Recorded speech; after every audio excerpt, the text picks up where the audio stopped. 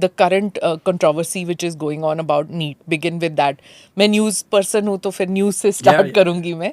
So you know the shock that most people have कि ये क्या हो गया, क्योंकि जो entrance exams है उस पर so much hope less rests on students. और स्टूडेंट्स का मतलब है भारतीय सिस्टम में स्टूडेंट्स ही नहीं, पूरी फैमिली जुड़ जाती है. जब एक एंट्रेंस एग्ज़ाम बच्चा ले रहा होता है तो उसके पेरेंट्स, ग्रैंड पेरेंट्स सभी जुड़ जाते हैं. So much of hope rest in a student taking that exam. और वो बिल्कुल ही पारदर्शी होना चाहिए. एंड हम लोग सब उस उम्मीद से टेस्ट लेते हैं, हमारे बच्चे वो टेस्ट लेते हैं thinking that it is absolutely honest system. लेकिन जब उस पर विश्वास टूट जाता है, you can imagine for it to be reinstated will take a long time. So as an educator आप क्या समझते हैं इसके बारे में? मुझे लगता है कि थोड़ा सा सिस्टम की लापरवाही का मामला ज़्यादा है जी. क्योंकि जो देश 97 करोड़ वोटर्स का इलेक्शन करवा सकता है शांति से, वो 23 लाख एग्जामिनर्स का एग्ज़ाम ना करवा पाए तो मानने वाली बात नहीं है. So political will has to be there. और अगर वो हो तो मुझे लगता नहीं कि चीज़ें बहुत मुश्किल हैं. NTA जो बनाया गया 2017 में, I think that was a right step. लेकिन क्योंकि अलग अलग एजेंसीज एग्ज़ाम कंडक्ट करें तो दिक्कतें ज़्यादा हैं. If we have a specialized agency which can look after everything, then it becomes more easy. लेकिन NTA को या तो उतना सपोर्ट मिला नहीं है या NTA के अंदर करप्शन होता है. मैं जानता नहीं NTA के अंदर क्या सिचुएशन है, बट मेरा ख्याल है कि NTA का स्ट्रक्चर अगर ऐसा हो जिसमें कुछ सिविल सर्वेंट्स डेप्यूटेशन पे हों, जिनमें से कुछ पुलिस के लोग भी हों, कुछ IB के लोग भी हों, बेशक एक या दो ही हों, और वो भारत में होने वाले किसी भी एग्ज़ाम को जो NTA को दिए गए हैं, अभी काफ़ी सारे एग्ज़ाम्स हैं, उन सब एग्ज़ाम्स की तैयारी उसी सीरियसनेस से करें जैसे इलेक्शंस की होती हैं, तो विश्वास टूटेगा नहीं किसी का. और ये बात सही है कि इतनी सारी फैमिलीज़ का भविष्य और विश्वास दांव पे है, तो हमें केयरफुल होना चाहिए. I think this is more about carelessness on the part of the government और the NTA and less about infrastructural hurdles. अगर suppose you were heading NTA तो आप क्या करेक्शंस कहते हैं? जैसे 5 पॉइंट्स दे दीजिए that I would do this this this whatever, अगर 5 या 3 या जो भी आप समझे. देखिए, अभी जो एग्ज़ाम हुआ NTA का, उसमें 3 इश्यूज सामने आए हैं, कम से कम 3 इश्यूज. एक झज्जर हरियाणा में आया, जहां ये दिखता है कि एग्जामिनेशन सेंटर के लोगों ने दोनों पेपर सेट्स को बैंक से निकलवा के टाइम की प्रॉब्लम क्रिएट की, टाइम लेट हुआ, ग्रेस मार्क्स मिले. So this is one thing. दूसरा गोधरा में दिखा, जहां बच्चों ने पेपर लीक नहीं हुआ, पेपर बच्चों को सही मिला. उनको बताया गया कि आप कैमरे के सामने एक्टिंग करते रहो, क्या पेपर दे रहे हो, क्योंकि CCTV भी इस बार इंस्टॉल हुए थे.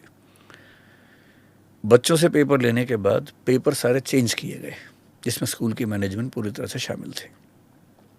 तीसरा केस बिहार में दिखता है, नालंदा में, प्राइमरीली झारखंड में भी, जहां पेपर लीक हुआ और एक प्रोफेसर शायद वहां पर इन्वॉल्व है. अगर इन सारे इश्यूज़ को टैकल करना है, एक तरीका तो ये कि हम कंप्यूटर बेस्ड टेस्ट पे जाएं, लेकिन उसकी अपनी दिक्कतें हैं क्योंकि नेट कनेक्टेड होने से हैक करना आसान हो जाता है. तो मैं फ़िलहाल पेपर पेन एग्ज़ाम के फेवर में हूँ, जब तक हम इंटरनेट पर वैसा मैनेज ना कर लें. क्योंकि एक रशियन एंटिटी भी शामिल हुई जिसने हैक किया बहुत सारी चीज़ों को, ये भी सुनने में आ रहा है. तो हैकिंग बड़ा रिस्क है फ़िलहाल. तो हम पेपर पेन पे अगर बात करें, अगर मैं होता NTA में और अगर सरकार मुझे पूरी अथॉरिटी देती, पावर्स देती, क्योंकि ये भी है ना कि NTA का चीफ कर सकता भी है या नहीं, मुझे नहीं पता अभी फ़िलहाल. अभी हर क्वेश्चन पेपर के 2 सेट्स होते हैं. 2 सेट का मतलब है कि एक पेपर है वो, नहीं तो फिर बैकअप में पेपर होता है. मैं शायद बैकअप में 1 से ज़्यादा पेपर रखता, 3-4 सेट हम कम से कम कर सकते हैं. दूसरा, डिस्ट्रिक्ट एडमिनिस्ट्रेशन को मैं हर जगह सरकार से कह के इन्वॉल्व करता कि जो लोकल SDM हैं और एक सेंस में DM भी हैं, वो जिम्मेदारी लें कि उनके यहाँ एग्ज़ाम ठीक से कंडक्ट होगा। प्राइवेट स्कूल्स, प्राइवेट कॉलेजेस को एग्जामिनेशन सेंटर में कभी ना बनने देता, क्योंकि मोस्ट ऑफ द इश्यूज वहीं से आए हैं। जी, ये बहुत इंटरेस्टिंग है। और यूपी की सरकार ने अभी, योगी जी की सरकार ने एक स्टेप लिया भी है, 4 स्टेप्स लिए। उनमें से एक स्टेप ये भी है कि अब कोई भी एग्ज़ाम किसी प्राइवेट स्कूल में नहीं होगा, केवल सरकारी स्कूल में हो, सरकारी कॉलेज में हो। और मान लीजिए कि बच्चे ज़्यादा हैं एग्ज़ाम देने वाले, तो जो उत्तर प्रदेश सरकार ने अभी अनाउंस किया है कि हम 2 शिफ्ट में लेंगे एग्ज़ाम। इतने सेंटर्स हैं, 2 शिफ्ट में करने से उन्होंने कहा कि जहाँ 4 लाख तक बच्चे हैं तो 1 शिफ्ट में होगा, 4 लाख से ज़्यादा हैं तो 2 शिफ्ट में होगा, 3 में भी हो सकता है। तो उससे करप्शन कैसे रुक जाएगा? अगर केवल सरकारी स्कूल्स में है, सरकार के कंट्रोल में है, तो कम से कम देखिए लेवल्स क्या हैं। पहला, पेपर बनाने वाला ही क्वेश्चंस लीक कर दे। दूसरा, पेपर बन के गया, छपने के दौरान प्रिंटिंग प्रेस से क्वेश्चंस लीक हों। तीसरा, पेपर छपने के बाद बैंक के लॉकर में गए, उस बीच में लीक हो। चौथा, बैंक से लीक हो, बैंक से एग्जामिनेशन सेंटर के रास्ते में लीक हो, एग्जाम सेंटर पर जो आधा घंटा है 1 घंटा है उसमें लीक हो। ये 5-6 लेवल्स हैं। अगर आप इन सब के लिए सॉल्यूशंस निकालें तो बहुत मुश्किल काम नहीं है, निकल सकते हैं। जैसे अगर हम विस्तार में बात करना चाह रहे हैं, मान लीजिए लेट अस अज्यूम कि बायोलॉजी का पेपर है और उसमें 100 क्वेश्चंस आने हैं, 10 चैप्टर्स हैं। हम 10 पेपर सेटर से ये कहें कि आपको इस यूनिट से 10 क्वेश्चंस बनाने हैं। हम हर यूनिट के क्वेश्चंस तय कर दें कि 10-10 क्वेश्चन हर यूनिट से आएंगे। हम हर यूनिट पे 10 के बदले 100 क्वेश्चंस बनवाएं।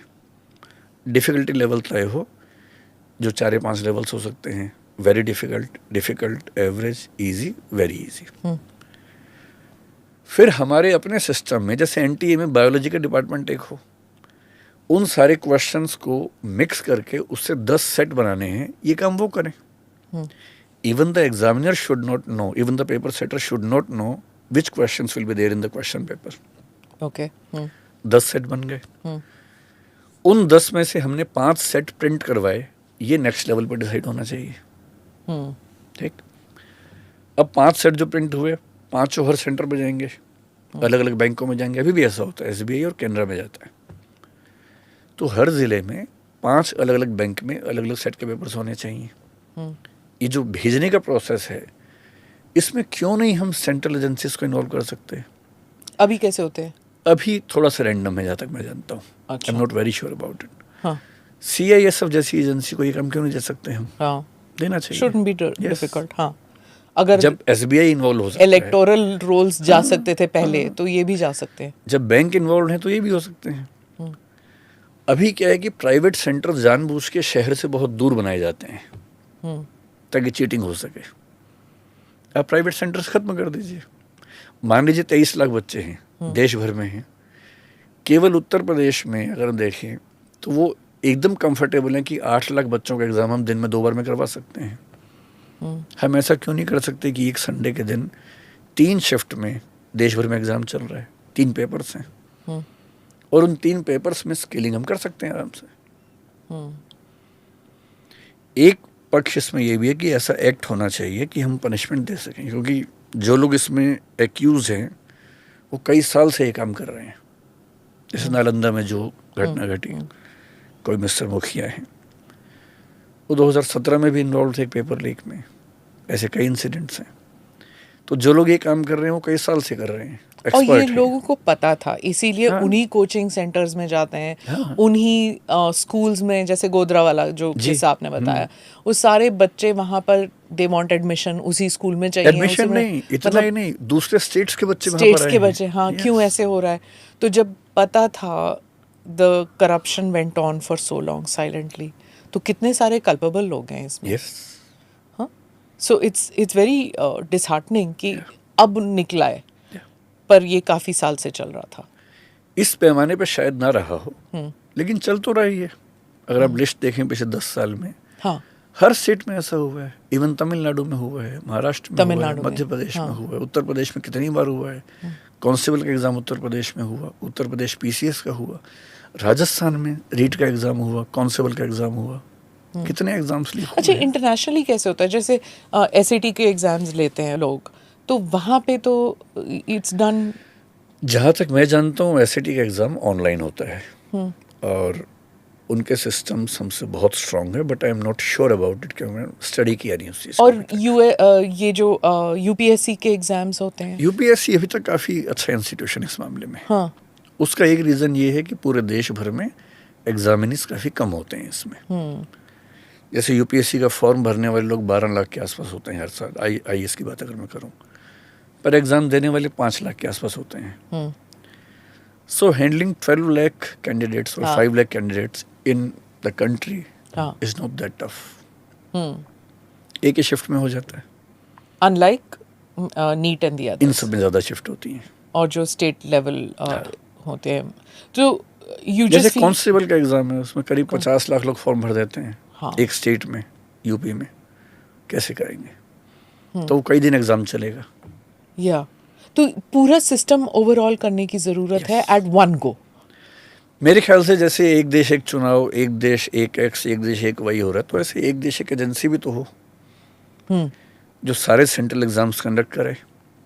मेरा अपना ख्याल है कि एनटीए हो या यूपीएससी हो, एक ऐसी बॉडी हो जो एपेक्स बॉडी हो एग्जाम्स के मामले में, उसके अंडर बाकी सब बॉडीज हो। हाँ। इन सब का इंटेलिजेंस सिस्टम, पुलिस सिस्टम वो सेंट्रलाइज हो तो चीज़ें बेहतर होंगी। आप कह रहे हैं सेंट्रलाइज होना चाहिए, बट स्टेट्स इसको रेजिस्ट भी करेंगी। तो स्टेट के अपने एग्जाम से मत कीजिए, उनकी चॉइस हो। If they want we will do that. पर अगर एग्जाम सेंट्रल है जैसे नीट है, हाँ, तो होगा, हर राज्य में होगा। तो इसमें तमिलनाडु की क्या ऑब्जेक्शन है? पहले क्या था, तमिलनाडु में बहुत लंबी हिस्ट्री है। हाँ। जब एमजी रामचंद्रन थे उसी समय से ये डिबेट चल रही थी कि हम एग्जाम्स कैसे लें। हाँ। तो वहाँ के एग्जाम्स में एक एग्ज़ाम वहाँ का लोकल एग्ज़ाम था जो कई साल चला। जयललिता जी ने उसको कैंसिल किया, बहुत डिस्प्यूट्स हुई। नीट आने के बाद से हुआ ये कि अब सेंट्रलाइज एग्ज़ाम होने से कुछ स्टेट्स को लगता है कि उनके अपने बच्चों का सिलेक्शन रेशो कम हो गया है। तो जो इनिशियल हिच थी तमिलनाडु को या और राज्य को, यही थी। केरल की तरफ से भी ऑब्जेक्शन रही थी इस मामले में, may be because the number of admissions they used to have has reduced, maybe that can be a reason। हाँ। क्योंकि नीट का एग्ज़ाम कई भाषाओं में होता है, तमिल में भी होता है, मलयालम में भी होता है, तो भाषा की दिक्कत तो नहीं होनी चाहिए। पर एक स्टेट का अपना एग्ज़ाम हो, स्टेट के लोग एग्ज़ाम दें, उसमें थोड़ी आसानी होती है।